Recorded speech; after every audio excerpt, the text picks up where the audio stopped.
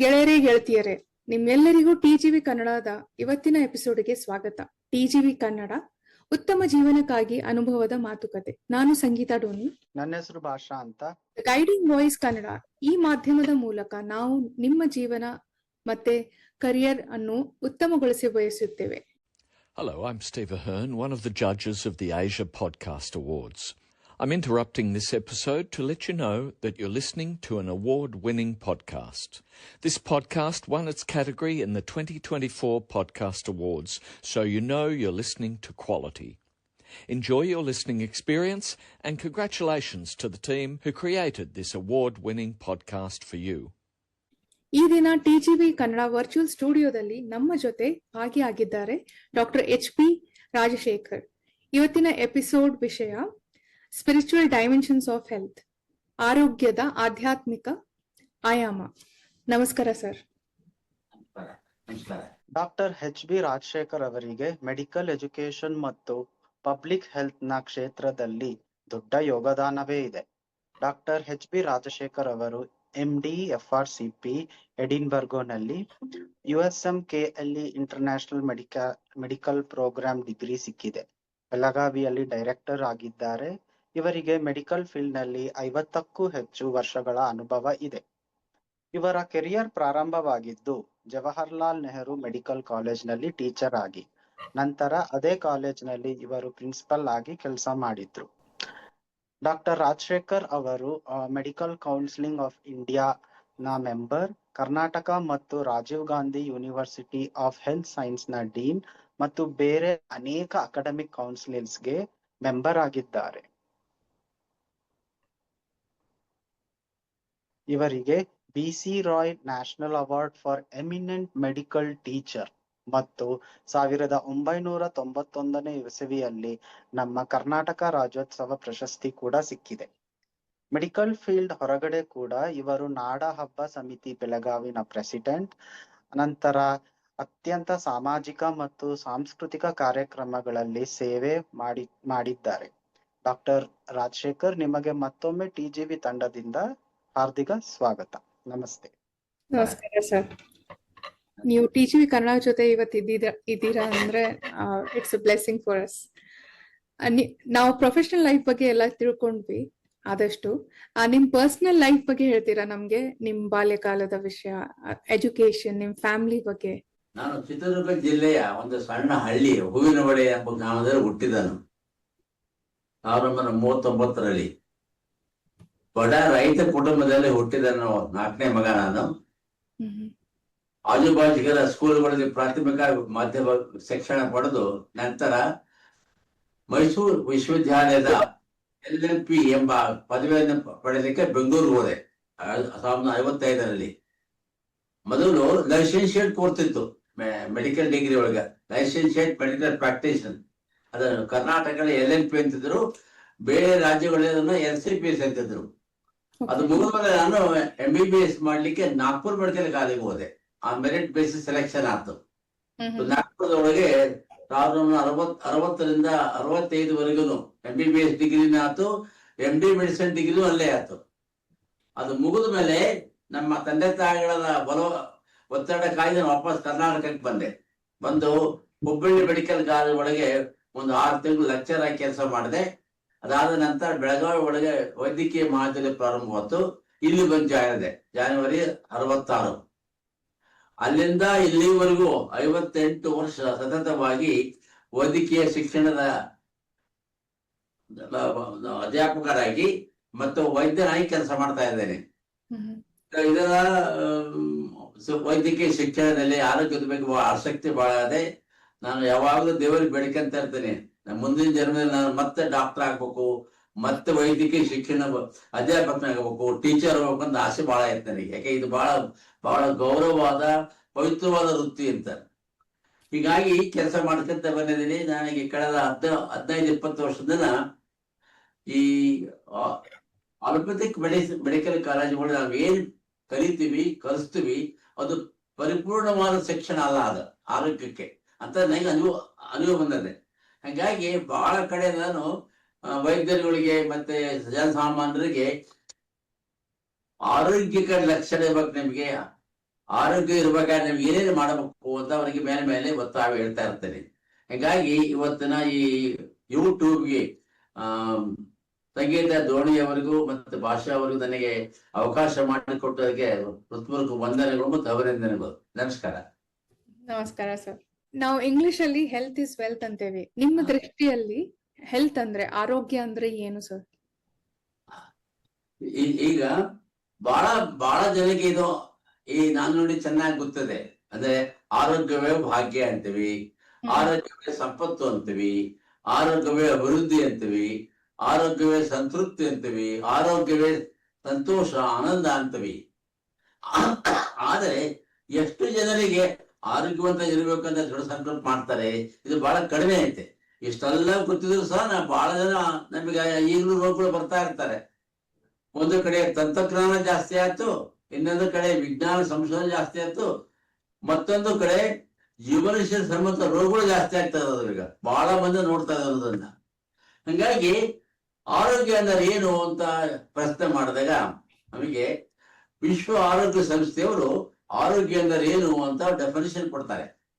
ಯಾವ ವ್ಯಕ್ತಿ ದೈಹಿಕವಾಗಿ, ಮಾನಸಿಕವಾಗಿ, ಸಾಮಾಜಿಕವಾಗಿ ಮತ್ತು ಆಧ್ಯಾತ್ಮಿಕವಾಗಿ ಆರೋಗ್ಯದಂತಾಗಿರ್ತಾನೆ ಅದು ನಿಜವಾದ ಆರೋಗ್ಯ.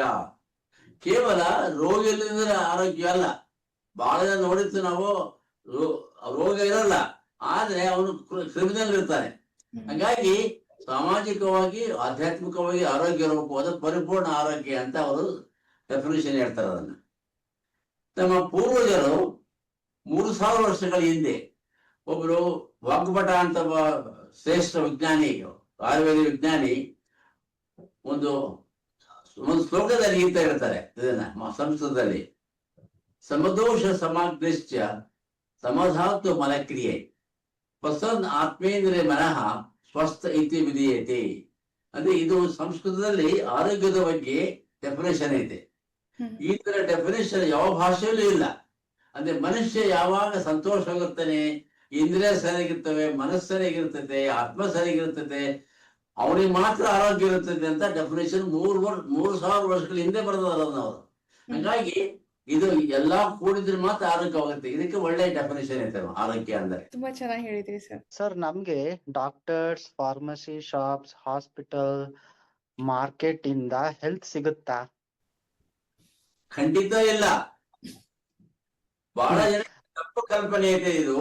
ನಮ್ಮ ಮನೆ ಮುಂದೆ ದೊಡ್ಡ ಆಸ್ಪತ್ರೆ ಕಟ್ಟಿದ್ದಾರೆ, ಒಳ್ಳೆ ಅನುಭವ, ಬಹಳ ಹಿರಿಯ ಡಾಕ್ಟರ್ ಅದಾರೆ, ದೊಡ್ಡ ಫಾರ್ಮಸಿ ಶಾಪ್ ಅದೇ, ಅಥವಾ ಹೀಗಾಗಿ ನಾನು ಆರೋಗ್ಯವಂತನಾಗಿರುತ್ತೆ ಅಂತ ಏನಾದ್ರು ಒಬ್ಬ ಅಂದ್ಕೊಂಡಿದ್ರೆ ಅದು ದೊಡ್ಡ ಮೂರ್ಖತನ. ಆಸ್ಪತ್ರೆ ಆರೋಗ್ಯ ಕೊಡಲ್ಲ, ಡಾಕ್ಟರ್ ಆರೋಗ್ಯ ಕೊಡಲ್ಲ, ಫಾರ್ಮಸಿ ಶಾಪ್ ಆರೋಗ್ಯ ಕೊಡಲ್ಲ, ಮಾರ್ಕೆಟ್ ಅಲ್ಲೂ ಸಹಿಂಗಲ್ಲ ಆರೋಗ್ಯ. ಅವರೆಲ್ಲ ಕೊಡೋದ್ರ ಮೇಲೆ ಗುಳಿಗೆ ಕೊಡ್ತಾರೆ, ಮೆಡಿಸಿನ್ ಕೊಡ್ತಾರೆ, ಇಂಜೆಕ್ಷನ್ ಕೊಡ್ತಾರೆ, ಅದು ಆರೋಗ್ಯ ಕೊಡಂಗಿಲ್ಲ. ಅದಕ್ಕೆ ನಾನು ಬಹಳ ಕಡೆ ಹೇಳ್ತಾ ಇರ್ತೇನೆ, health is not for sale but medicine is for sale. So ನಿಮ್ಗೆ ಯಾರು ಆರೋಗ್ಯ ಕೊಡಂಗಿಲ್ಲ. ನೀವು ಆರೋಗ್ಯ ಇದ್ದಾಗ ಡಾಕ್ಟರ್ ಕಡೆ ಹೋಗಂಗಿಲ್ವಲ್ಲ, ಆಸ್ಪತ್ರೆಗೆ ಹೋಗಂಗಿಲ್ವಲ್ಲ, ನೀವು ಅನಾರೋಗ್ಯ ಬಂದಾಗ ಹೋಗಿರ್ತೀರಿ. ಹಿಂಗಾಗಿ ಆರೋಗ್ಯ ಎಲ್ಲೂ ಸಿಗಂಗಿಲ್ಲ. ಅದಕ್ಕೆ ನಾನೇ ಮುಖ್ಯವಾಗ ಆರೋಗ್ಯನ ಅಂತ ನನ್ನ ಅಭಿಪ್ರಾಯ.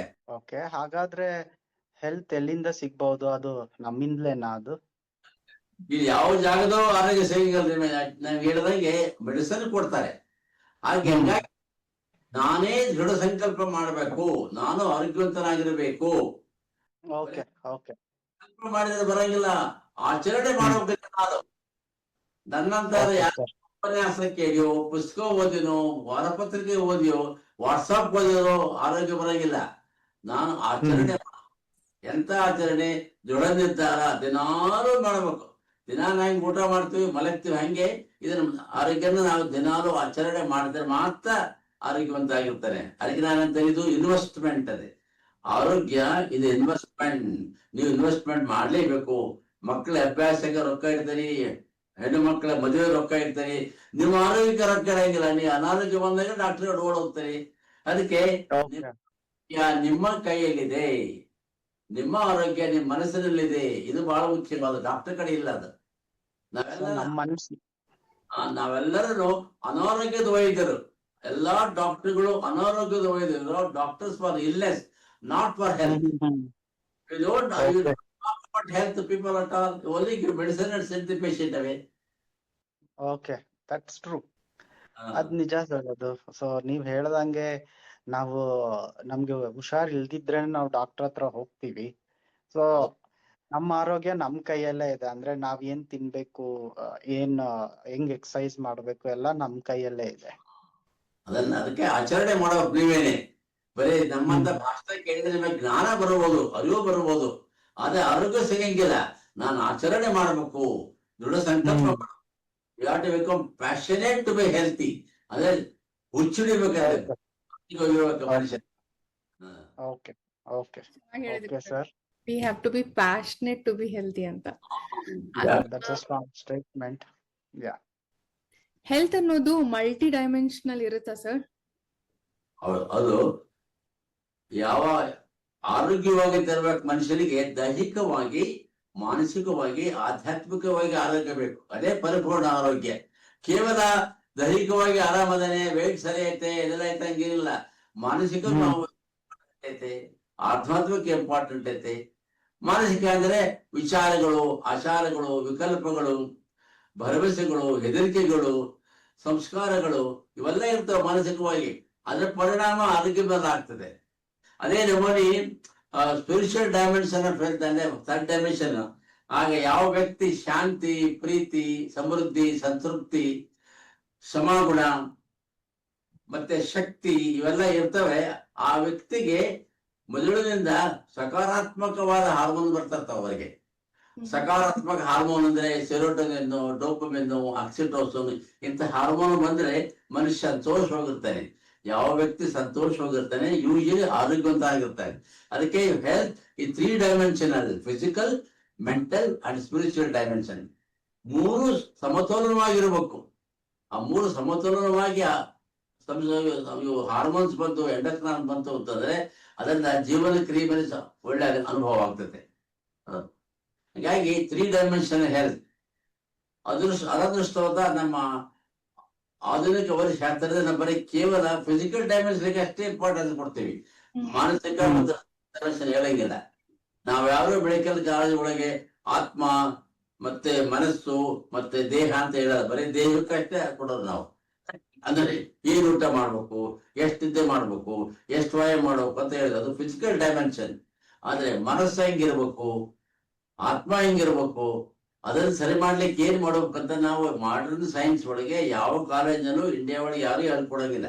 ಆದ್ರೆ ಹೊರದೇಶದಲ್ಲಿ ಹೇಳ್ಕೊಡ್ತಾರ ಅದನ್ನ ಸ್ಪಿರಿಚುವಲ್ ಡೈಮೆನ್ಷನ್ ಅಂತ. ಇಂಡಿಯಾ ಒಳಗೆ ಆ ಪಠ್ಯಪುಸ್ತಕ ಇಲ್ಲವೇ ಇಲ್ಲ, ನಾವು ಕಲ್ತು ಇಲ್ಲ, ಪಾಠನೂ ಮಾಡಂಗಿಲ್ಲ ಇದ್ರ ಬಗ್ಗೆ. ಸೊ 3 ಡೈಮೆನ್ಷನ್ ಇದ್ರೆ ಮಾತ್ರ ಮನುಷ್ಯ ಆರೋಗ್ಯ ಇರ್ತಾರೆ, ಇದ್ರೆ ಸಾಧ್ಯವಾಗಂಗಿಲ್ಲ. ಸರ್ ನೀವ್ ಇವಾಗ 3 ಡೈಮೆನ್ಷನ್ಸ್ ಅಂದ್ರಲ್ವಾ, ನನಗೊಂದು ಪ್ರಶ್ನೆ ಇದೆ.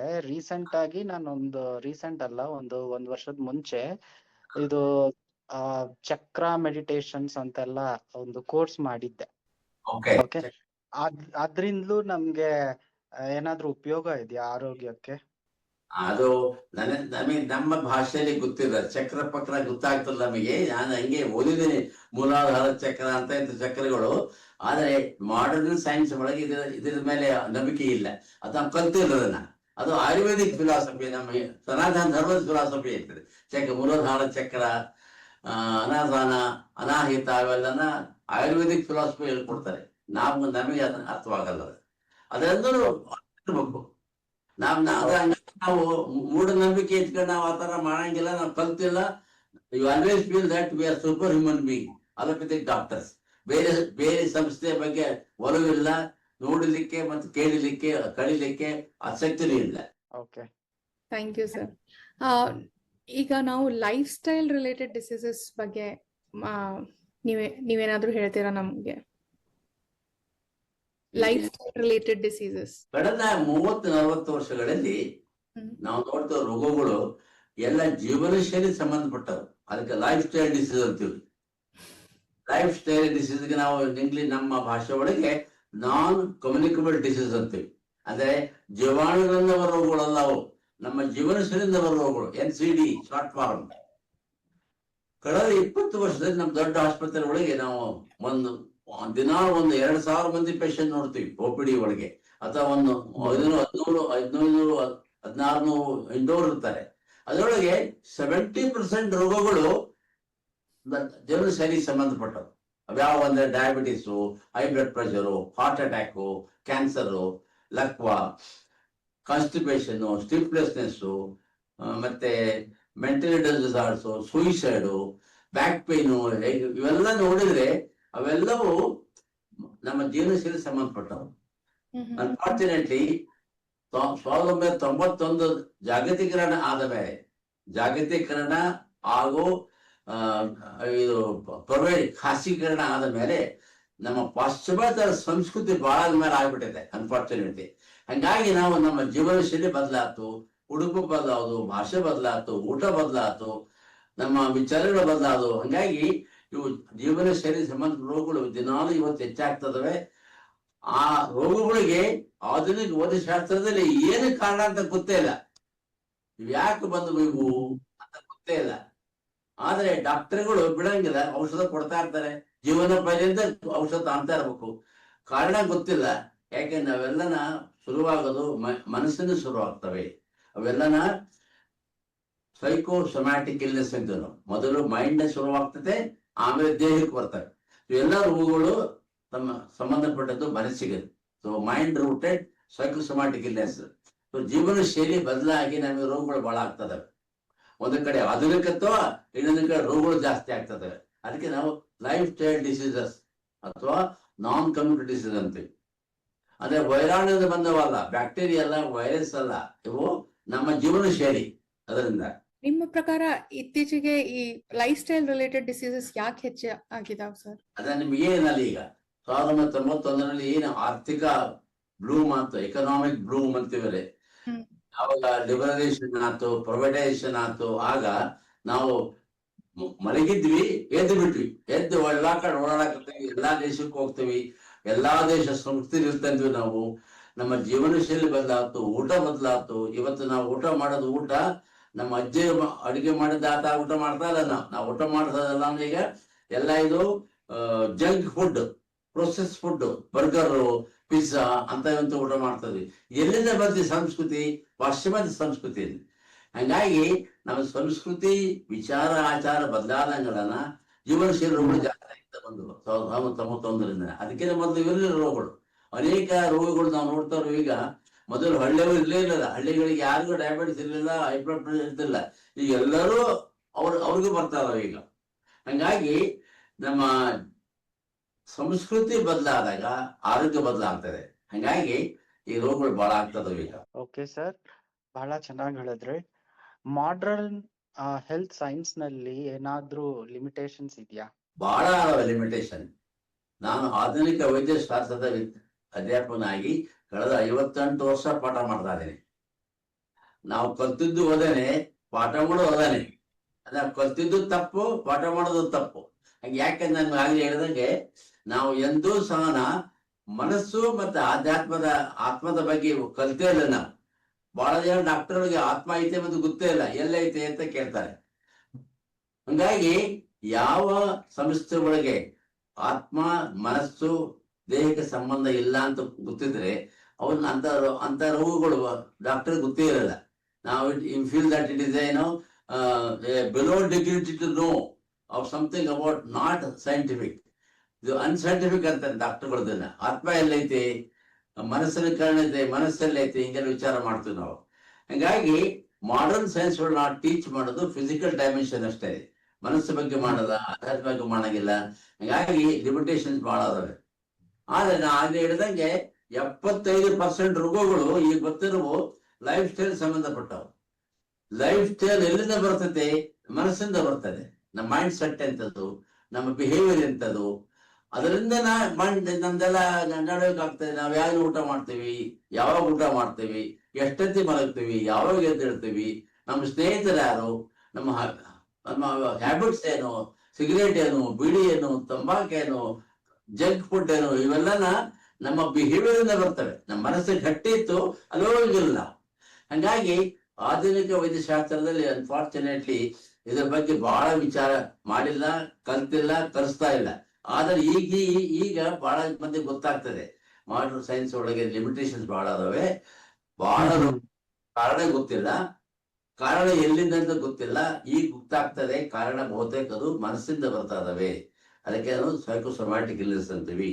ನಾವು ಪಾಠ ಮಾಡುವ ಈ ರೀತಿ ಬದಲು ಮಾಡಬೇಕು ಮೆಡಿಕಲ್ ಕಾಲೇಜ್ ಒಳಗೆ. ನಾವು ಸೋಲ್, ಮೈಂಡ್, ಬಾಡಿ ಮೆಡಿಸಿನ್ ಮೇಲೆ ಚಾಪ್ಟರ್ ಮಾಡ್ಬೇಕು, ಹುಡುಗರಿಗೆ ಕಲಿಸ್ಬೇಕು ಅದನ್ನ. ಯಾಕೆ ನಾವು ರೋಗಗಳು ಬಹಳ ಆಗ್ತದವೆ.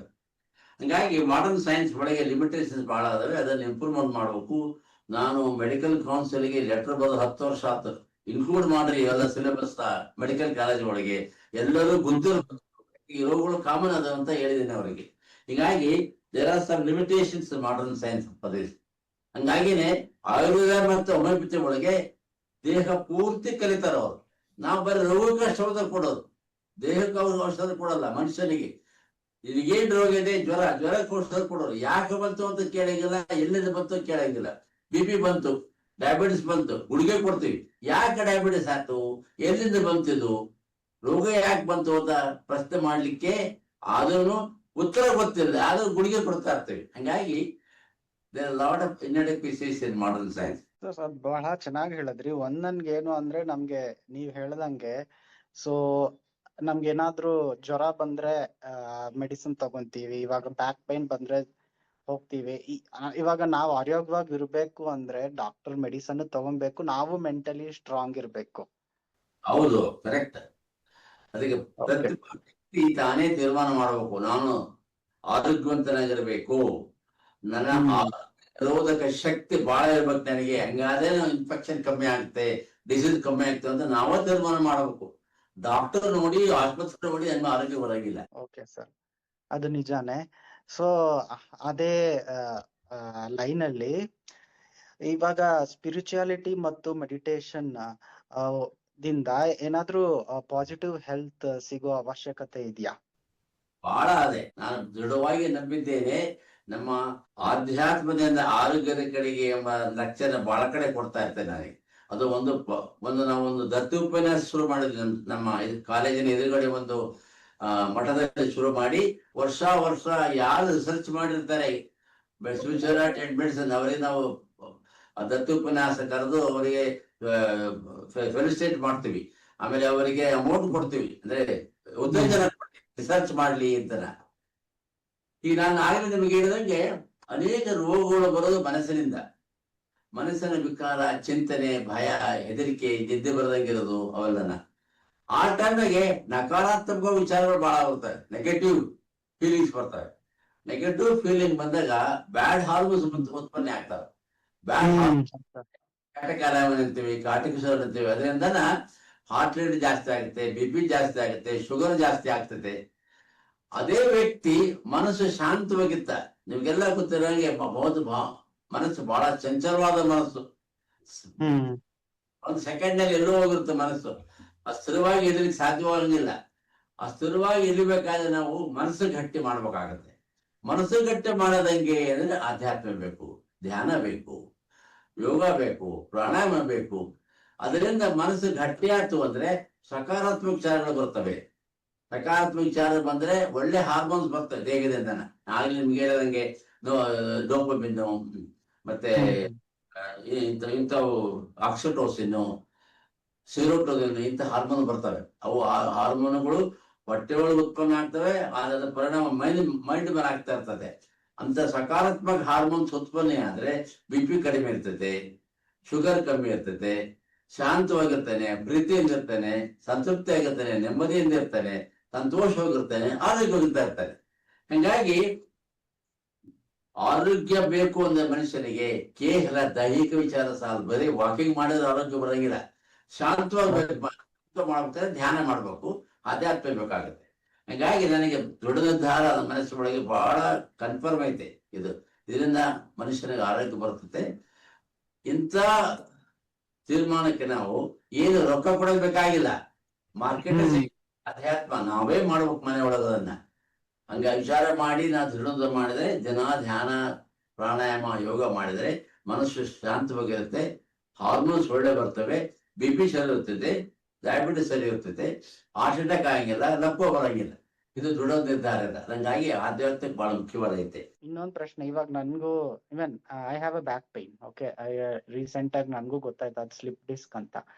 ಸೊ ಯಾ ಇದೆಲ್ಲ ನಡೀತಿದೆ, ಇದು ಫಿಸಿಯೋಥೆರಪಿ ನಡೀತಿದೆ, ಮೆಡಿಸಿನ್ಸ್ ಕೊಟ್ಟಿದ್ದಾರೆ.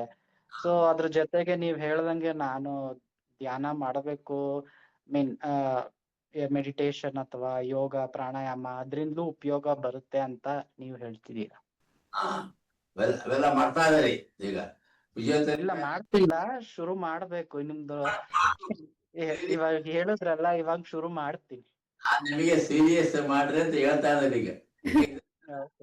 Okay sir. ಫಿಲಾಸಫಿ ಅಲ್ಲ, ಸ್ಪಿರಿಚುಯಾಲಿಟಿ. ಇಂಡಿಯಾ ದೇಶ ಅದ್ವೈತ ರಾಜಧಾನಿ ಐತೆ. ಪ್ರಪಂಚದ ನಾನಾ ಮೂಲಗಳಿಂದ ಇತಿಹಾಸಕಾರರು ವಿಜ್ಞಾನಿಗಳು ಬಂದು ಕುಂತು ಹಿಮಾಲಯಗೆ ಧ್ಯಾನ ಮಾಡಿ ವಾಪಸ್ ಹೋಗೋದು, ಇನ್ಕ್ಲೂಡಿಂಗ್ ನಮ್ಮ ಸ್ಟೀವ್ ಜಾಬ್ಸ್ ಅದರ ನಮ್ಮ ಮೈಕ್ರೋಸಾಫ್ಟ್ ಕಂಪನಿ, ಅವರು ಇಲ್ಲಿ 1 ವರ್ಷ ಇದ್ದೋದ್ರಲ್ಲೂ. ಹೀಗಾಗಿ ಧ್ಯಾನ ಮಾಡೋದು ಬಹಳ ಮುಖ್ಯ ಐತಿ. ಮನಸ್ಸು ಗಟ್ಟಿ ಮಾಡೋದು ಬಹಳ ಇಂಪಾರ್ಟೆಂಟ್ ಇದೆ. ಹಾಗಾಗಿ ನಿಮ್ಮ ಮನಸ್ಸು ನಿಮ್ಮ ಸ್ನೇಹಿತ, ಆದ್ರೆ ಹಿಡ್ತಾ ಇಲ್ಲ ಅಂದ್ರೆ ನಿಮ್ಮ ಎನಿಮಿ ಅದನ್ನೇ. Best friend and worst enemy ಅಂತ ಅದಕ್ಕೆ ಮನಸ್ಸು. ಅದನ್ನ ಕಂಟ್ರೋಲ್ ಬೇಕಾಗತ್ತೆ. ಅದ್ ನಿಜಾನೇ ಸರ್. ನಾನು ಒಂದೊಂದ್ಸತಿ ನೆಗೆಟಿವ್, ಅಯ್ಯೋ ಇದಾಗೋಯ್ತು 3 months ಆದ್ಮೇಲೆ ಹೆಂಗಿರ್ತೀನೋ, ಅದೆಲ್ಲ ಏನೇನೋ ಯೋಚನೆ ಬರ್ತಾ ಇರುತ್ತೆ. ಸೊ ಟ್ರೈ ಮಾಡ್ಬೇಕು, ಪಾಸಿಟಿವ್ ಆಗಿರ್ಬೇಕು, ಈ ತರ ಧ್ಯಾನ ಇದೆಲ್ಲ ಮಾಡ್ಬೇಕು. So I will try that. ನೀವ್ ಹೇಳ್ದಂಗೆ ಸ್ವಲ್ಪ ಟ್ರೈ ಮಾಡ್ತೀನಿ ಸರ್. Thank you. ಸೊ ಅದೇ ಲೈನ್ ಅಲ್ಲಿ, ಸೊ ಪಾಸಿಟಿವ್ ಪ್ರಮೋಟಿವ್ ಹೆಲ್ತ್ ಗೆ ಪ್ರಿನ್ಸಿಪಲ್ಸ್ ಏನಾದ್ರೂ ಇದೆಯಾ? ಅದಕ್ಕೆ ನಾವು ಪರಿಪೂರ್ಣ ಆರೋಗ್ಯ ಅಂತೀವಿ ನಾವು. ಪಾಸಿಟಿವ್ ಪ್ರಮೋಟ್ ಹೆಲ್ತ್, ಇದು ಕಾಲ್ಡ್ ಪರಿಪೂರ್ಣ ಆರೋಗ್ಯ. ಈ ಪರಿಪೂರ್ಣ ಆರೋಗ್ಯದ ಕಲ್ಪನೆ ಬಂದಿದ್ದು ನಮ್ಮ ಆಯುರ್ವೇದಿಕ ವೇದಗುರು ಚರಕ ಮಹರ್ಷಿಗಳಿಂದ. ಅವಾಗಲೇ ಬರೆದಾರೆ, 3,000 ವರ್ಷದಿಂದ ಬರೆದಾರೆ ಅವ್ರಿಗೆಲ್ಲ. ಈಗಲ್ಲ, ಅವಾಗಲೇ ಬರೆದಾರೆ. ನೀವು ಒಬ್ಬ ವ್ಯಕ್ತಿ ಪರಿಪೂರ್ಣ ಆರೋಗ್ಯ ಬೇಕಾದ್ರೆ ನೀವು ಏನೇನು ಮಾಡ್ಬೇಕು ಅಂತ ಅವರು ಸೂತ್ರ ಹಾಕಿದ್ದಾರೆ ಅವಾಗಲೇನೆ. ನಾವು ಯಾರು ಕಲ್ತಾ ಇಲ್ವಲ್ಲ ಮೆಡಿಕಲ್ ಕಾಲೇಜ್ ಒಳಗೆ, ಇಂಡಿಯಾ ಒಳಗೆ. ಕಳೆದ 200 ವರ್ಷದ ನಮಗೆ ಆಯುರ್ವೇದ ಬಗ್ಗೆ ಯಾರು ಹೇಳ್ಕೊಡ್ಲಿಲ್ಲ. ಹಾಗಾಗಿ ಆ ಸೂತ್ರ ಯಾರು ಫಾಲೋ ಮಾಡ್ತಾರೆ ಅವರಿಗೆ ಪರಿಪೂರ್ಣ ಆರೋಗ್ಯ ಬರ್ತದೆ. Positive promotive health. ಆ ಸೂತ್ರಗಳು 5 ಸೂತ್ರಗಳು ಇದಾವೆ. ಆ ಸೂತ್ರಗಳು ಹಿಂಗಿದಾವೆ. ಒಂದು ಆಚಾರ, ಇನ್ನೊಂದು ಆಹಾರ, 3ನೇದು ವ್ಯವಹಾರ, 4ನೇದು ವ್ಯಾಯಾಮ, 5ನೇದು ಧ್ಯಾನ. ಇದು ಈಗಿನವಲ್ಲ, ಆಗಿನವಲ್ಲ ಇವು.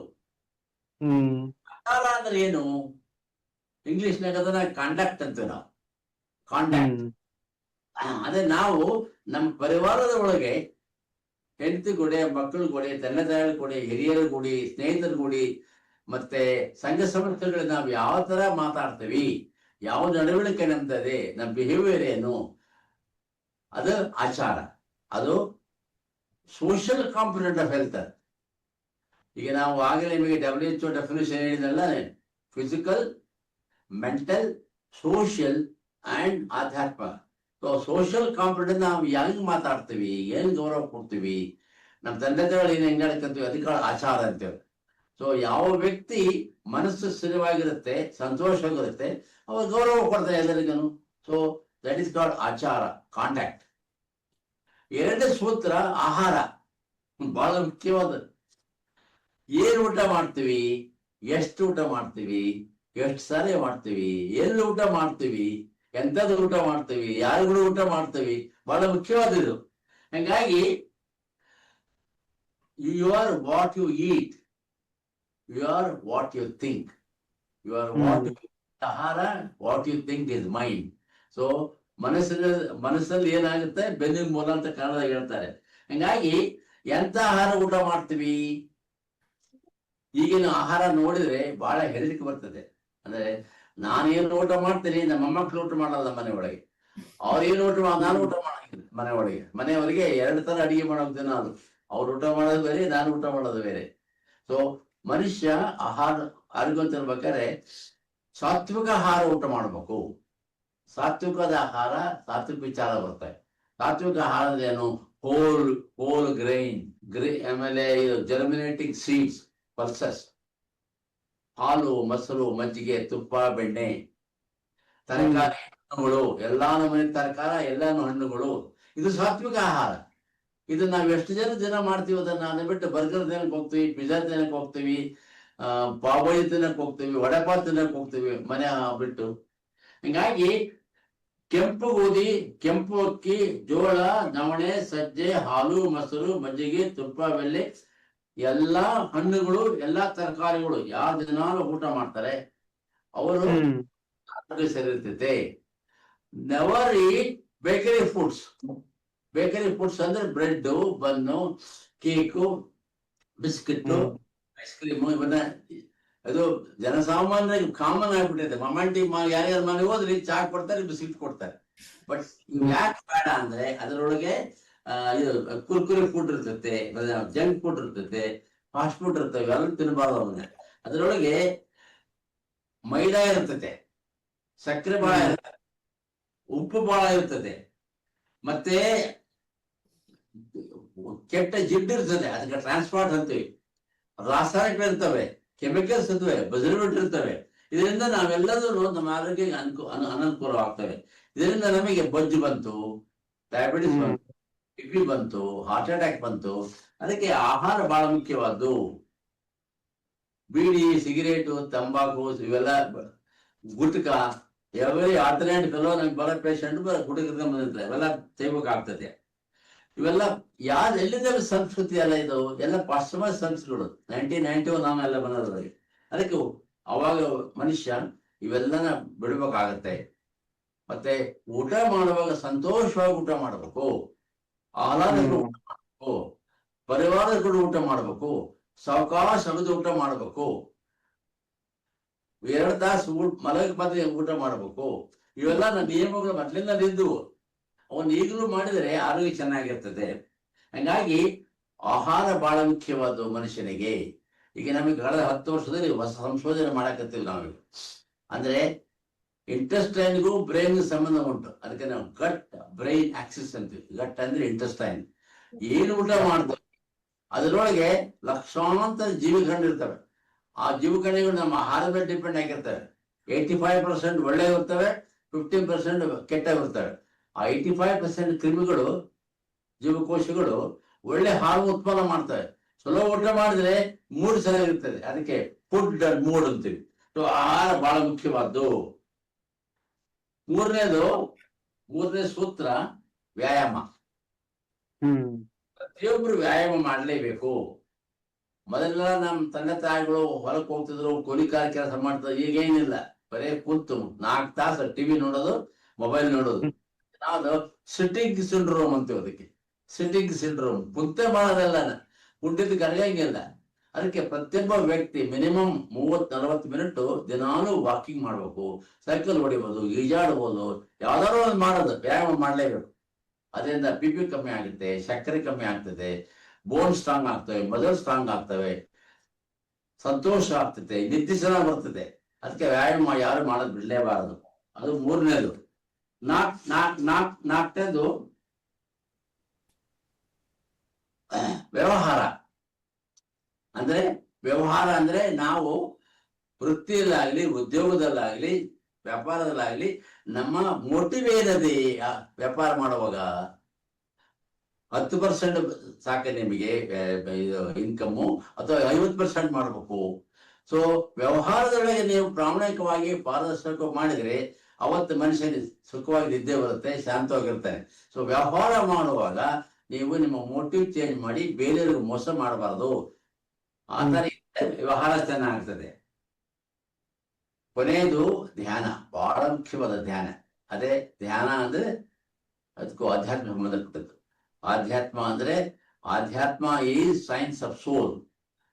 ಅಂದ್ರೆ ಆತ್ಮದ ವಿಜ್ಞಾನನೇ ಸ್ಪಿರಿಚುಯಾಲಿಟಿ. ಅದು ನಮ್ಮ ಪೂರ್ವಜರು ಬಹಳ ವರ್ಷದಿಂದ ಮಾಡ್ಕೊಂಡು ಬಂದಿದ್ದಾರೆ. ಅದನ್ನ ನಮ್ಮ ದೇಶದ ಸತ್ವ ಆಧ್ಯಾತ್ಮದ ಐತೆ. ಸತ್ವಾನ್ವೇಷಣೆ ಅಂತೀವಿ ನಾವು. ಸೊ ಧ್ಯಾನ ಮಾಡೋದು ಬಹಳ ಮುಖ್ಯವಾಗ್ತದೆ. ನಮ್ಮ ಪಾಶ್ಚಿಮಾತ್ಯ ಸಂಸ್ಕೃತಿ ತಿಳಿದ ಹಾಗೆ ನಾವು ಮಾಡ್ಕೊಂತ ಬಂದಿದ್ದೀವಿ. ಹಂಗಾಗಿ ಧ್ಯಾನದ ಕಡೆ ಬಹಳ ಕಮ್ಮಿ ಆಗ್ತಾ ಬಂದಿರುತ್ತೆ. ಹಂಗಾಗಿ ಈ ಜೀವನಶೈಲಿ ಸಂಬಂಧಪಟ್ಟ ಎಲ್ಲ ರೋಗಗಳು ನಮ್ಮ ನಡವಳಿಕೆ ಮೇಲೆ ಡಿಪೆಂಡ್ ಆಗ್ತವೆ. ನಮ್ಮ ನಡವಳಿಕೆ ನಮ್ಮ ಮನಸ್ಸಿನ ಮೇಲೆ ಡಿಪೆಂಡ್ ಆಗ್ತದೆ. ಇವೆಲ್ಲ ಲೈಫ್ ಸ್ಟೈಲ್ ಡಿಸೀಸ್ ಬದಲು ನಮ್ಮ ಮನಸ್ಸಿಂದ ಬರ್ತವೆ. ಅದಕ್ಕೆ ಮುಖ್ಯ ಕಾರಣ ಅಂದ್ರೆ ಮಾನಸಿಕ ಒತ್ತಡ, ತಪ್ಪು ಆಹಾರ, ಕಡಿಮೆ ವ್ಯಾಯಾಮ, ನಿದ್ರೆ ಕಮ್ಮಿ ಆಗಿರೋದು, ಮತ್ತೆ ನಮ್ಮ ಮನೋಭಾವನೆಗಳು, ನಡವಳಿಕೆಗಳು, ಲಕ್ಷ್ಯ, ಇವೆಲ್ಲವೂ ಒಂದು ಶಾಸ್ತ್ರದಲ್ಲಿ ಕಾರಣಗಳೇ ಗೊತ್ತಿಲ್ಲ. ಆಗ್ಲೇ ಹೇಳಿದ ನಮಗೆ ಯಾಕೆ ಬಂತು, ಎಲ್ಲಿಂದ ಬಂತು ಗೊತ್ತಿಲ್ಲ ನಮಗೆ. ಇವೆಲ್ಲ ಮೈಂಡಿಂದ ಬರ್ತವೆ, ಆತ್ಮೆಯಿಂದ ಬರ್ತವೆ. ಹಂಗಾಗಿ ಎಲ್ಲಾ ರೋಗಗಳು ಮನಸ್ಸು, ಇಂದ್ರಿಯ ಅಂದ್ರೆ ಮತ್ತು ಅರಿಷಡ್ವರ್ಗಗಳಿಂದ ಬರ್ತವೆ. ಮನಸ್ಸು ಸರಿ ಇಲ್ಲ, ಅರಿಷಡ್ವರ್ಗ ಬರ್ತವೆ. ಕಾಮ, ಕ್ರೋಧ, ಲೋಭ, ಮೋಹ, ಮದ, ಮತ್ಸರ ಇವೆಲ್ಲ ಶುರುವಾಗ್ತವೆ. ಅದ್ರ ಕೂಡ ನೆವಡಿಸ್ತಾವ ನಾವು ವಾಟ್ಸಪ್, ಇನ್ಸ್ಟಾಗ್ರಾಮು, ಮೊಬೈಲ್ ಆಡ್ ಮಾಡ್ತೇವೆ. ಅರಿಷಡ್ ಬಿಟ್ಟು 7 ಆಗಬೇಕು. ಅದರಿಂದ ನಮ್ಮ ಆರೋಗ್ಯಕ್ಕೆ ಬಹಳ ಕೆಟ್ಟೋಗೈತೆ. ಹಂಗಾಗಿ ಈ ಅರಿಷಡ್ವರ್ಗಗಳನ್ನು ನಿವಾರಣೆ ಮಾಡಬೇಕಾದ್ರೆ ಈಗ ನಾವು ಅವಗುಣ ಅಂತೇವೆ. ಅವ್ರಿಗೆ ಕಡಿಮೆ ಮಾಡಬೇಕಂದ್ರೆ ಆಧ್ಯಾತ್ಮ ಬೇಕು, ಧ್ಯಾನ ಬೇಕು. ಓಕೆ ಸರ್, ತುಂಬಾ ಥ್ಯಾಂಕ್ ಯು. ಹೇಳಿದ್ರಿ ಸರ್. ಆಹಾರ, ವ್ಯವಹಾರ, ವ್ಯಾಯಾಮ ಮತ್ತು ಧ್ಯಾನ ದಿನ ಯಾರು ಮಾಡ್ತಾರೆ, ಬರೀ ಭಾಷಣ ಮಾಡಿ ಹೋಗಿಲ್ಲ, ಮಾಡಬೇಕು ದಿನ. ಅದನ್ನ ದೃಢ ಸಂಕಲ್ಪ ಮಾಡಿ ಪ್ರಾಮಾಣಿಕವಾಗಿ ಮಾಡಿದ್ರೆ ಆ ವ್ಯಕ್ತಿ ಯಾವಾಗಲೂ ಸಂತೋಷವಾಗಿರ್ತಾನೆ, ಸಹಜವಾಗಿ ಆರೋಗ್ಯವಂತನಾಗಿರ್ತಾರೆ. ಅದರದ ಹಂಗಾಗಿ ನಾನು ಹೇಳ್ತೇನೆ, ಮೆಡಿಟೇಷನ್ ಈಸ್ ಮೆಡಿಕೇಶನ್ ಅಂತಿರೋ. Meditation is medication. Yes. Meditation is priceless. ಅದಕ್ಕೆ ದುಡ್ಡು ಕೊಡೋದು ಬೇಕಾಗಿಲ್ಲ. ಸರ್ಕಾರದವರು ಟ್ಯಾಕ್ಸ್ ಇಲ್ಲಿವರೆಗೆ ಹಾಕಿಲ್ಲ ಅದಕ್ಕೆ. Medication, future medicine is meditation. ನಾನು ಬಹಳ ದೃಢವಾದ ನನ್ನ ನಂಬಿಕೆ, ಮತ್ತೆ ಎಲ್ಲಾ ಕಡೆ ಹೇಳ್ತಾ ಇರ್ತದನ್ನ. ಮಾಡ್ಲೇಬೇಕು. ನೀವು ಪ್ರಾಣಾಯಾಮ ಮಾಡ್ಬೇಕು, ಯೋಗ ಮಾಡ್ಬೇಕು, ನೀವು ಆರೋಗ್ಯ ಚೆನ್ನಾಗಿರ್ಬೇಕಾದ್ರೆ ಮಾಡಿದ್ರೆ ಒಳ್ಳೇದು ಅಂತ ಎಲ್ಲರಿಗೂ ಹೇಳ್ತಾ ಇರ್ತಾರೆ. ಅದು ಧ್ಯಾನ, ಮೆಡಿಟೇಷನ್. ಅದ್ರ ಪೂರ್ವಜರು ಮಾಡ್ತಾ ಇದ್ರು, ದಿನಾಲು ಮಾಡ್ತಿದ್ರು. ಈಗ ಕಳೆದ 50 ವರ್ಷ ಅದ ಅಭ್ಯಾಸ ಬಹಳ ಕಮ್ಮಿ ಆಗ್ಬಿಟ್ಟೆ. ಈಗ ಮೆಡಿಟೇಷನ್ ಬಗ್ಗೆ ನೀವು ಹೇಳಿದ್ರಲ್ಲ, ಯಾರ್ ಮೆಡಿಟೇಷನ್ ಮಾಡಬಹುದು, ಎಷ್ಟೋ ತನಕ ಮಾಡಬಹುದು, ಆಮೇಲೆ ಎಲ್ಲಾದ್ರೂ ಸ್ಪೆಸಿಫಿಕ್ಲಿ ಕೂತ್ಕೊಂಡ್ ಮಾಡ್ಬೇಕು, ನಿಮ್ದೇನ್ ವಿಚಾರ ಇದ್ರ ಬಗ್ಗೆ? ಈಗ ಧ್ಯಾನ ಮಾಡ್ಬೇಕು ಅಂತ ವಿಚಾರ ಬಂದಾಗ ಬಹಳ ಜನಕ್ಕೆ ಧ್ಯಾನ ಯಾರು ಮಾಡ್ಬೇಕು ಅಂದ್ರೆ ಹಿರಿಯರು ಮಾಡ್ಬೇಕು, ಹಿರಿಯ ನಾಗರಿಕ ಮಾಡ್ಬೇಕು, ಬೇರೆ ಕೆಲಸ ಇರಲ್ಲ ಅವ್ರು ಮಾಡ್ಲಿ ಅಂತಾರೆ. ತಪ್ಪು ಕಲ್ಪನೆ ಅದು. ಧ್ಯಾನ ಪ್ರತಿಯೊಬ್ಬರು ಮಾಡ್ಬೇಕು, ಸಣ್ಣ ವಯಸ್ಸಿಂದ ಹಿಡಿದು ಹಿರಿಯವರೆಗೂ ಮಾಡ್ಬೇಕು ಧ್ಯಾನನ. ಧ್ಯಾನ ಮಾಡಿದಾಗ ಫೋಕಸ್ ಆಗತ್ತೆ, ಕಾನ್ಸಂಟ್ರೇಷನ್ ಬರ್ತದೆ, ಏಕಾಗ್ರತೆ ಬಂದು ಅಂದ್ರೆ ಮೆಮೊರಿ ಜಾಸ್ತಿ ಆಗ್ತದೆ, ಅಂಡರ್ಸ್ಟ್ಯಾಂಡಿಂಗ್ ಕೆಪಾಸಿಟಿ ಜಾಸ್ತಿ ಆಗ್ತದೆ. ಅದನ್ನ ನಾವು ಸ್ಕೂಲ್ ಒಳಗೆ ಲೆಕ್ಚರ್ ಕೂಡ ಹೋಗ್ತೇನೆ ಟೀಚರ್ಗಳಿಗೆ, ಅದು ನೀವು ಕಲಿಸ್ರಿ ಅವರಿಗೆ ಅಂತ ಹೇಳ್ತೇನೆ. ಅವರಿಗೆ ಬರೀ ಹಿರಿಯರಿಗೆ ಹಂಗೆಲ್ಲ, ಅದು ಹುಡುಗರಿಗೆ ಬೇಕು, ಹೆಣ್ಮಕ್ಳು ಬೇಕು, ವಯಸ್ಕರಿಗೂ ಬೇಕು. ಸೊ ಧ್ಯಾನ ಎಲ್ಲರಿಗೂ ಬೇಕು. ಎಲ್ಲಿ ಬೇಕಾದ್ರೂ ಮಾಡ್ಬೋದು, ಎಷ್ಟೊತ್ತು ಬೇಕಾದ್ರೆ ಮಾಡ್ಬೋದು, ಎಷ್ಟು ಬೇಕಾದ್ರೂ ಮಾಡ್ಬೋದು. ಆದ್ರೆ ಐಡಿಯಲಿ ಧ್ಯಾನ ಮಾಡೋದು ಬಹಳ ಮುಖ್ಯವಾದ ಟೈಮ್ ಮುಂಜಾನೆ ಬಿಟ್ವೀನ್ 5 and 7. 15-20 ಮಿನಿಟ್ ಬೆಳಿಗ್ಗೆ, ಸಂಜೆ 5-15-20 ಮಿನಿಟ್ ಮಾಡಿದರೆ ಆ ಟೈಮ್ ಒಳಗೆ ಚಂಚಲ ಮನಸ್ಸನ್ನು ಸ್ಥಿರವಾಗಿ ಮಾಡ್ಲಿಕ್ಕೆ ಧ್ಯಾನ ಬೇಕಾಗುತ್ತೆ. ಆಗ ದೇವರ ಮೇಲೆ ನಂಬಿಕೆ ಇಟ್ಟು, ಇದಕ್ಕೆಲ್ಲ ನಂಬಿಕೆ ವಿಹಾರ ಇದೆ, ನಂಬಿಕೆ ಇಲ್ಲವರ ಮಾಡ್ಲಿಕ್ಕಿಲ್ಲ. ಸೊ ಧ್ಯಾನ ಯಾರು ಬೇಕಾದ್ರೂ ಮಾಡ್ಬೋದು, ಎಲ್ಲಿ ಬೇಕಾದ್ರೂ ಮಾಡ್ಬೋದು. ಐಡಿಯಲಿ ಶಾಂತ ವಾತಾವರಣದಲ್ಲಿ ಮುಂಜಾನೆ ಒಳ್ಳೆ ಮುಹೂರ್ತ ಇರ್ತದೆ, ಆ ಟೈಮ್ನಾಗೆ ಬೆಳಗ್ಗೆ ಸಂಜೆಗೆ ಮಾಡಿದ್ರೆ ಒಳ್ಳೇದು. ಸೊ ಹಿಂಗಾಗಿ ಧ್ಯಾನದಿಂದ ಚೈತನ್ಯ ಶಕ್ತಿ ಬರ್ತದೆ, ಚಲನಶೀಲತೆ ಆಗ್ತದೆ, ಶಾಂತಿ, ಪ್ರೀತಿ, ನೆಮ್ಮದಿ, ಶಕ್ತಿ, ಸಂತೋಷ, ಸಮೃದ್ಧಿ ಎಲ್ಲ ಬರ್ತವೆ. ಹಂಗಾಗಿ ಒಳ್ಳೆ ಹಾರ್ಮೋನ್ ಉತ್ಪನ್ನ ಆಗ್ತದೆ. ಅದಕ್ಕೆ ನಾವು ರೊಕ್ಕ ಕೊಡೋದು ಬೇಕಾಗಿಲ್ಲ, ಆರಾಮಾಗಿ ಎಲ್ಲಿ ಬೇಕಾದ್ರೂ ಕೂತ್ ಮಾಡ್ಬೋದು ಅದನ್ನ. ಈ ಒಳ್ಳೆ ಹಾರ್ಮೋನ್ ಬಂತು ಅಂದ್ರೆ BP ನಾರ್ಮಲ್ ಇರುತ್ತೆ, ಶುಗರ್ ನಾರ್ಮಲ್ ಇರ್ತೈತೆ. ಹಿಂಗಾಗಿ ಅದಕ್ಕೆ ಬಾಲ್ಯದಲ್ಲಿ ನಾವು ಇದು ಮಾಡ್ಬೇಕಾಗುತ್ತೆ. ತಂದೆ ತಾಯಿಗಳು ಕಳಿಸ್ಬೇಕು, ಟೀಚರ್ ಕಳಿಸ್ಬೇಕು. ಸೊ ಧ್ಯಾನ ಆಧ್ಯಾತ್ಮದಿಂದ ಆರೋಗ್ಯದ ಕಡೆಗೆ ಬಹಳ ಮುಖ್ಯವಾದ ಒಂದು ಲಾಭ ಆಗುತ್ತೆ ಅಂತ ನನ್ನ ನಂಬಿಕೆ. ಅಧ್ಯಾತ್ಮದಿಂದ ಹೆಲ್ತ್ ಇಂಪ್ರೂವ್ ಆಗಿರೋ ಬಗ್ಗೆ ಏನಾದ್ರೂ ರಿಸರ್ಚ್ ಎವಿಡೆನ್ಸ್ ಇದೆಯಾ ಸರ್? ಬಹಳ ಮುಖ್ಯವಾದ ವಿಚಾರ ಇದು. ಈ ಕಳೆದ 2011ರಲ್ಲಿ ಮೊದಲೇ ಸಲ ನಿರ್ದೇಶದಲ್ಲಿ ಸಂಶೋಧನೆ ಆಯ್ತು. ಅದಕ್ಕೆ ಮೊದಲು ಧ್ಯಾನ ಅಂದ್ರೆ ಆರಂಚೇರಿ ಫಿಲಾಸಫಿ ಅಂತ ಯಾರೋ ಸ್ವಾಮಿಗಳು ಹೇಳಿದ್ರು, ಯಾವಾಗಲೂ ಬರೆದ್ರು, ಮಹಾಭಾರತ ಹೇಳಿದ್ರು, ರಾಮಾಯಣ ಹೇಳಿದ್ರು ಅಂತ ಬಹಳ ಜನ ಧ್ಯಾನ ಮಾಡ್ತಿದ್ರು. ಆದರೆ ಆಧುನಿಕ ವೈದ್ಯಶಾಸ್ತ್ರ ಡಾಕ್ಟರ್ ಯಾರು ನಂಬ್ತಿರೋದನ್ನ, ಎಲ್ಲೈತೆ ಏನ್ ಕತೆ ಅಂತ. ಕೈಲೈತೆ ನಮ್ಗೆ ಗೊತ್ತಾಗಂಗಿಲ್ಲ, ಹ್ಮ್. ಬಿಲೋ ಡಿಗ್ನಿಟಿ ಐತೆ ಧ್ಯಾನ ಮಾಡಂತ ಹೇಳಿದರೆ ಹಿಂಗೆಲ್ಲ ವಿಚಾರ ಮಾಡ್ತಾರೆ ಮೊದಲು. ಮೊಟ್ಟ ಮೊದಲನಾಗಿ 2011ರಲ್ಲಿ ಬ್ರಹ್ಮಕುಮಾರಿ ವಿಶ್ವವಿದ್ಯಾಲಯ ಮೌಂಟಬು ಒಳಗೆ ಒಂದು ಗ್ಲೋಬಲ್ ಹಾಸ್ಪಿಟಲ್ ಅಂತ ಇದೆ. ಅಲ್ಲಿ ಒಬ್ಬ ಡಾಕ್ಟರ್ ಇದಾರೆ, ಸತೀಶ್ ಗುಪ್ತಾ ಅಂತ. ಅವರು ಈ ಧ್ಯಾನದ ಸಂಶೋಧನೆ ಮಾಡಿದ್ರು. ಆ ಸಂಶೋಧನೆ ಮಾಡುವಾಗ ಆ ಧ್ಯಾನದ ರಿಸರ್ಚ್ ಅನ್ನು 7 ಸೆಂಟರ್ ಮಾಡಿದ್ರು. ಬರೇ ಗ್ಲೋಬಲ್ ಹಾಸ್ಪಿಟಲ್ ಒಂದಲ್ಲ, ಮುಂಬೈನ ಮಾಡಿದ್ರು, ದೆಹಲಿ ಒಳಗೆ ಮಾಡಿದ್ರು, ಅಹಮದಾಬಾದ್ ಮಾಡಿದ್ರು, ಬೆಂಗಳೂರಿನ ಮಾಡಿದ್ರು. ಆ ಟೈಮ್ನಾಗೆ doctor APJ Abdul Kalam president ಇದ್ರು. ಅವರು ಸಹ ಬಹಳ ಸಹಾಯ ಮಾಡಿದಕ್ಕೆ.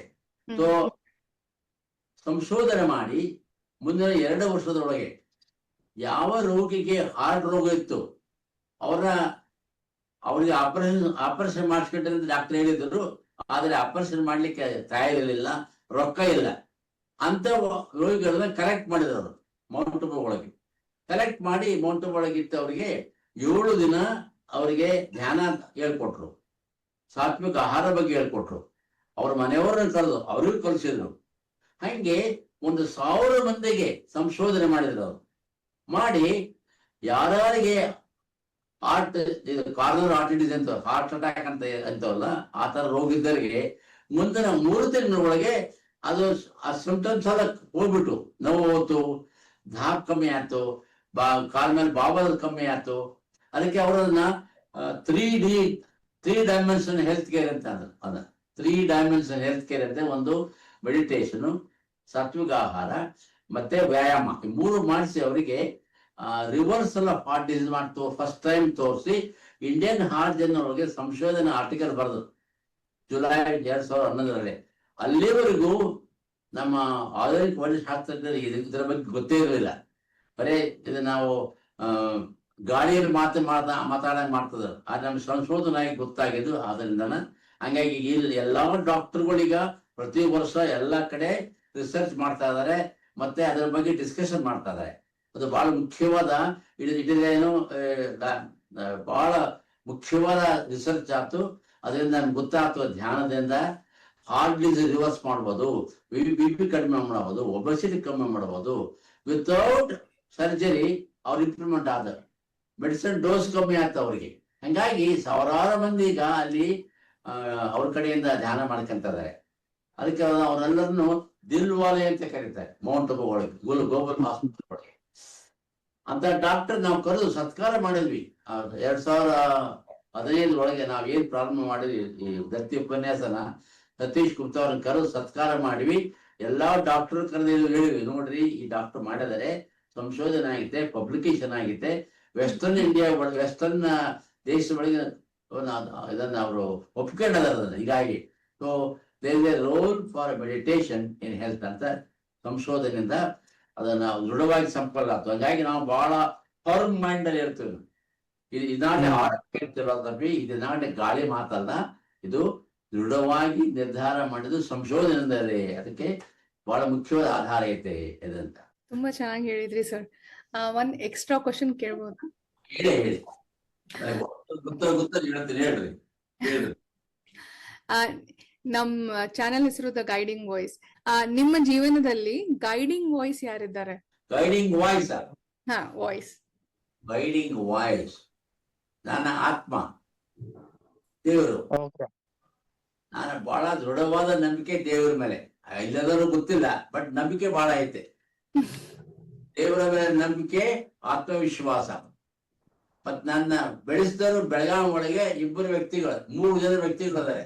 ಒಬ್ರು ಡಾಕ್ಟರ್ B ಅಂತ ಇದ್ರು, ದೀನ್ ಇದ್ರು ನಮ್ಮ ಕಾಲೇಜಿಗೆ ಬಂದು. ಈಗ ಸದ್ಯ ಪ್ರಭಾಕರ್ ಕೋರೂರ್ ಚೇರ್ಮನ್ ನಮ್ಮ ಸಂಸ್ಥೆಗೆ. 3 ನಮ್ಮ ಶಿವಬಸವ ಸ್ವಾಮಿಗಳು, ನಮ್ಮ ಕಾಲೇಜ್ ಎದುರುಗಡೆ ಒಂದು ಮಠ ಐತೆ ಅವ್ರದ್ದು, ಮಠ ಅಂತೇಳಿ. ನನ್ನ ಅವರು ಆಧ್ಯಾತ್ಮ ಗುರುಗಳವರು, ನಮ್ಮ ಫ್ಯಾಮಿಲಿ ಗುರುಗಳವರು. 3 ಜನ ನನ್ನ ಈ ಸಂಸ್ಥೆಯಲ್ಲಿ ಬೆಳೆಸಿದ್ರು, ಆಶೀರ್ವಾದ ಮಾಡಿದರು.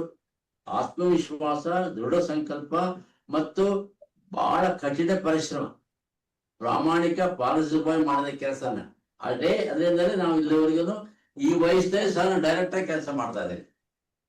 ನೀವು ವಯಸ್ಸು ಎಷ್ಟಂತ ನಿನ್ನ ಕೇಳಿಲ್ಲ, ನನ್ನ ಹೇಳಂಗಿಲ್ಲ. ನಾನ್ ಕೇಳ್ಬೇಕಂತ ಮಾಡಿದ್ದೆ ಸರ್, ಹೇಳ್ತೀರಾ? ಕೇಳ್ರಿ, ಹೇಳ್ತೀವಿ, ಪ್ರಾಬ್ಲಮ್ ಇಲ್ಲ. ನಿಮ್ ವಯಸ್ಸು ಎಷ್ಟು sir? That I am 87 years now. 80 ಅದಕ್ಕೆ ಅನ್ಸಲ್ಲ ನೀವು 87 ಅನ್ಸಲ್ಲ ನೀವು.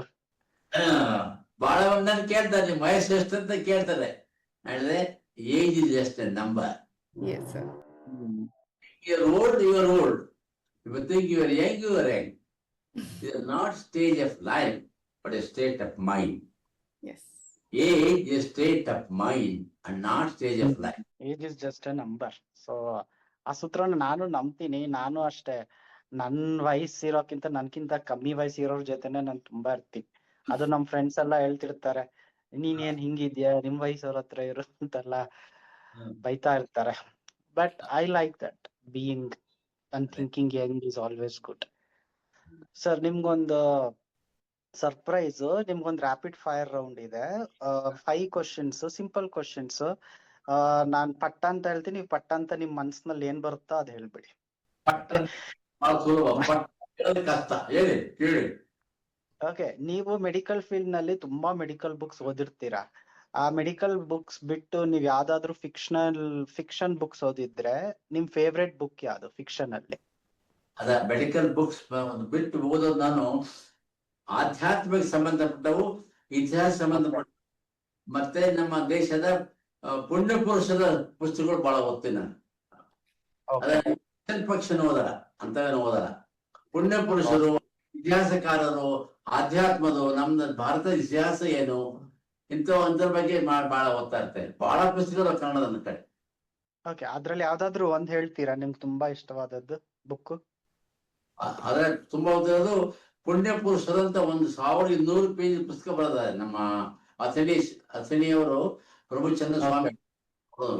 ಅದು 1200 ಪುಟದ ಪುಸ್ತಕ ಬರೆದಿದ್ದಾರೆ. ಇಲ್ಲಿಯವರು ಯಾರ್ಯಾರು ಪುರುಷರು ಕರ್ನಾಟಕ, ಮಹಾರಾಷ್ಟ್ರ ಒಳಗೆ ಎಲ್ಲರದು ಡೀಟೇಲ್ ಬರ್ದಾರ. ಬಹಳ ದೊಡ್ಡ ಪುಸ್ತಕ ಐತೆ. ಮತ್ತೆ ನಾಗೇಂದ್ರ ಸ್ವಾಮೀಜಿ ಅವರ ಪುಸ್ತಕ ಬಹಳ ಇದೆ. ಬಸವಣ್ಣವ್ರ ವಚನಗಳು ಬಹಳ ಓದ್ತಾ ಇರ್ತೇನೆ. ಅಕ್ಕ ಮಹಾದೇವ ವಚನ ಓದ್ತಾ ಇರ್ತೀವಿ.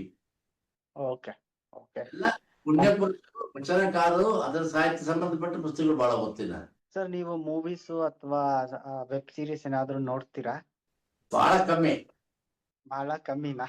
ಸರ್ ಹಂಗಾದ್ರೆ ನಾನು ನೆಕ್ಸ್ಟ್ ಕ್ವಶನ್ ಜಂಪ್ ಆಗ್ತೀನಿ. ರಾಜ್ಕುಮಾರ್ ಅವ್ರ ಪಿಕ್ಚರ್ ನೋಡ್ತಿದ್ದೆ, ಈಗ ಬಹಳ ಕಮ್ಮಿ, ಹೋಗ್ತಾ ಇಲ್ಲ. ಓಕೆ, ರಾಜ್ಕುಮಾರ್ ಅವ್ರದ್ದು ಯಾರ್ದು ಫೇವ್ರೆಟ್ ಮೂವಿ ನಿಮ್ದು? ಡಾಕ್ಟರ್ ರಾಜ್ಕುಮಾರ್ ಅವ್ರದ್ದು ಗಂಧದ ಗುಡಿ.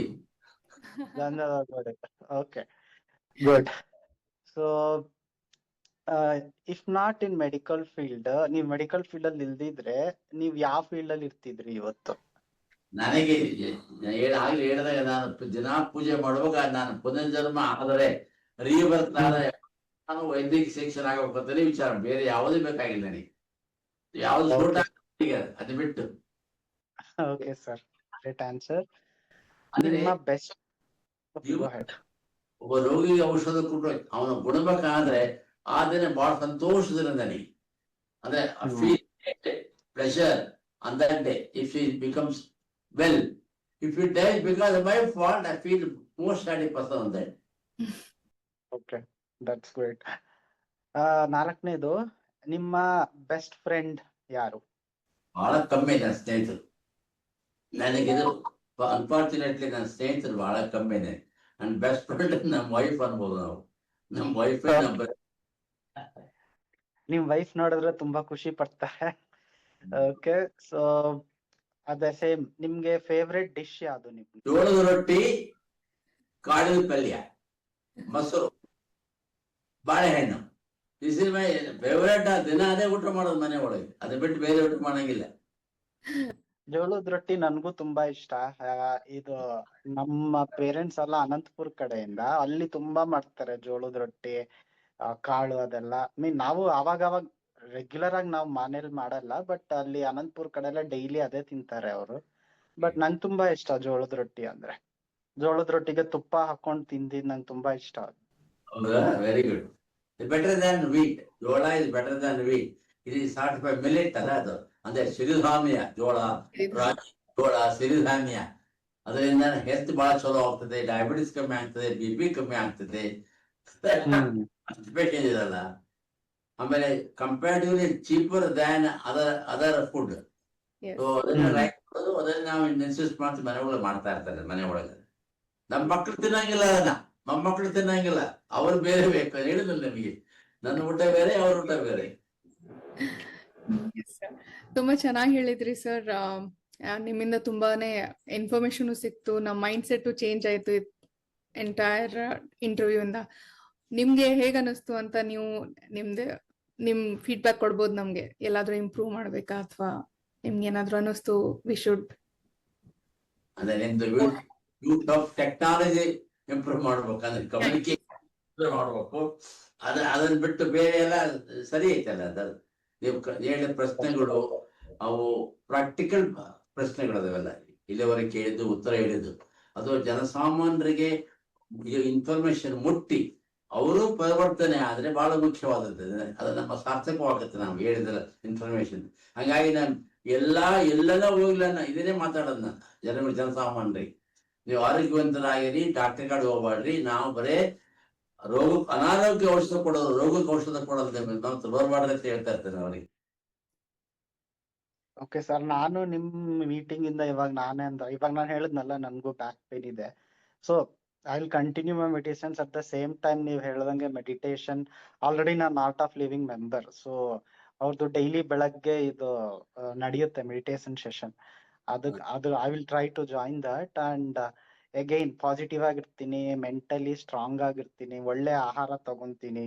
ಸೊ ಈ ಮೀಟಿಂಗ್ ಇಂದ ನಾನು ಅದ್ ಕಳ್ತಿದ್ದು. ಸೊ ಮೇ ಬಿ ಅದು ಯೂನಿವರ್ಸೇ ಆಯ್ತೇನೋ, ನನ್ಗೆ ಬ್ಯಾಕ್ ಪೈನ್ ಬಂದಿದ್ದು ಈ ಮೀಟಿಂಗ್ ಆಗಿದ್ದು, ತಿಳ್ಕೊಂಡಿದ್ದು ನಾನ್ ಇವಾಗ ಆಚರಣೆ ಮಾಡೋದು ಅದೆಲ್ಲ ಯೂನಿವರ್ಸೇ ಮಾಡಿಸ್ತಿದ್ಯೇನೋ ಅನ್ಸುತ್ತೆ. But thank you sir, thank you so much. ನನಗೆ ಸಂತೋಷ ಮಾತು, ನೀವು ಸಮಾಧಾನ ಕೇಳ್ಕೊಂಡ್ರಿ. ಅದು ಯೂಟ್ಯೂಬ್ ನ ಹೆಂಗ್ ಬರುತ್ತೆ ನೋಡ್ಬೇಕು, ಯಾವ ತರ ಬರುತ್ತದು, ಎಷ್ಟು ಮಂದಿ ಕೇಳಿ ಅದನ್ನ ಓ ಬಹಳ ಚಲೋ ಐತೆ ಅಂತಾರೆ ಅಂತ, ಐ ಲೈಕ್ ಅಂತ ಅಂತಾರಲ್ಲ, ಹಂಗೆ ಬರ್ಬೇಕಲ್ಲ ಯೂಟ್ಯೂಬ್ ನಾಗೆ ಬರ್ಬೋದು. ಬರುತ್ತೆ. ಈ ದಿನ ನಮ್ಮ ಜೊತೆ ಡಾಕ್ಟರ್ ರಾಜಶೇಖರ್ ಅವರು ಭಾಗವಹಿಸಿದ್ದಕ್ಕೆ ತುಂಬಾ ಧನ್ಯವಾದಗಳು. ಇಷ್ಟೊಂದು ವಿಷಯ ತಿಳ್ಕೊಂಡ್ವಿ, ತುಂಬಾ ಇಂಪಾರ್ಟೆಂಟ್ ವಿಷಯ. ಅದು ನಮ್ಮ ಆರೋಗ್ಯ ಬಗ್ಗೆ, ಆಧ್ಯಾತ್ಮ ಬಗ್ಗೆ, ಯಾವ ತರ 3 ಡೈಮೆನ್ಷನ್ಸ್ ಆಫ್ ಹೆಲ್ತ್ ಇಂಪಾರ್ಟೆಂಟ್ ಇದೆ ನಮ್ಗೆ ಎಲ್ರಿಗೂ. ಹಾಗಿದ್ರೆ ಸ್ನೇಹಿತರೆ, ಇದು ನಮ್ಮ ಇಂದಿನ ಎಪಿಸೋಡ್ ಆಗಿತ್ತು ಡಾಕ್ಟರ್ ರಾಜಶೇಖರ್ ಸರ್ ಜೊತೆ.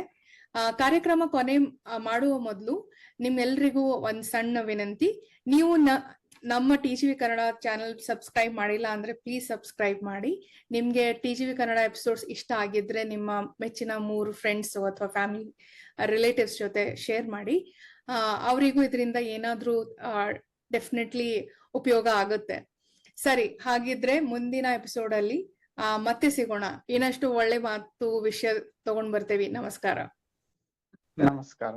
ನಮಸ್ಕಾರ. ನಮಸ್ಕಾರ. TGV ಕನ್ನಡ ಉತ್ತಮ ಜೀವನಕ್ಕಾಗಿ ಅನುಭವದ ಮಾತುಕತೆ.